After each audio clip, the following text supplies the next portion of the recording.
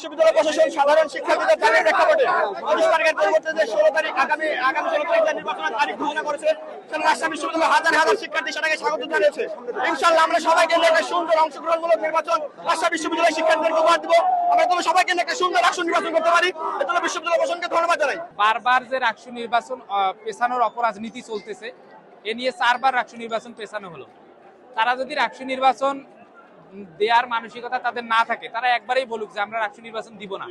কিন্তু এভাবে বারবার পেছানোর অপরাজনীতি করার দরকার নাই। ছাত্র দলকে বা যারা রাষ্ট্র বানচাল করতে চায় তাদেরকে প্রিভিলেজ দিতে গিয়ে যদি তারা রাষ্ট্র নির্বাচন বারবার পিছিয়ে এক সময় গিয়ে বলে যে আমরা রাষ্ট্র নির্বাচন এবার আর করবো না, সেই কথাটা আগেই বললে শিক্ষার্থীদের জন্য সুবিধা হয়।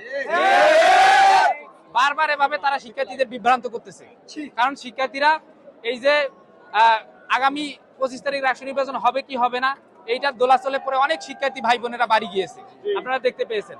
এই প্রশাসনের স্ট্রং কোনো ভূমিকা না থাকার কারণে সবগুলোতেই যেই সিন্ডিকেট তাদেরকে ব্যবহার করতেছে নির্বাচন পেছানোর জন্য, নির্বাচন বানচাল করার জন্য, সেই সিন্ডিকেটের ফাঁদে পড়ে গিয়ে তারা একটা দুর্বল ভূমিকা পালন করতেছে। আমার মনে হয় দৃঢ় ভূমিকা পালন করা দরকার। এবং এই 25 তারিখ যে এটা ছিল, এটা তো আগে থেকেই ঠিক করা ছিল। তারা এটার আমরা আগেই বলেছিলাম যে শর্ট অ্যানালাইসিস করে একটা তারিখ দেন, যেই তারিখ সবাই মেনে নিবে। কিন্তু এই তারিখ এমন তারিখ দিল, আবার এই তারিখে এসে প্রশ্নকোটা ফিরে এনে আবার তারা নাটক করা শুরু করছে। আমরা বলবো আমাদের 25 তারিখের রাষ্ট্র নির্বাচন যেটা পিছিয়ে দেয়া হলো, এটা অবশ্যই ধিকৃত কাজ হয়েছে।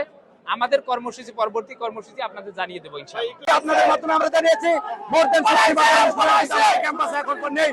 আমরা বলেছি রাষ্ট্র নির্বাচন অবশ্যই অনুষ্ঠিত হতে হবে এবং সেখানে আমাদের বিশ্ববিদ্যালয়ে সকল ধরনের শিক্ষার্থী উৎসবমুখর পরিবেশে ভোট প্রয়োগ করবে।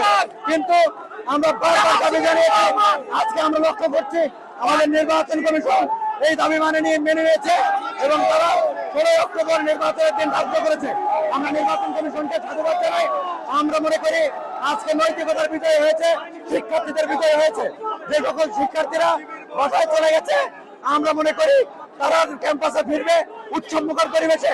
রাষ্ট্র নির্বাচন একটি উৎসবের দিন, সেই উৎসবের দিনে তারা সকলে মিলে উপভোগ করবে এবং তাদের প্রতিনিধি রাষ্ট্রদেব নির্বাচন করবে।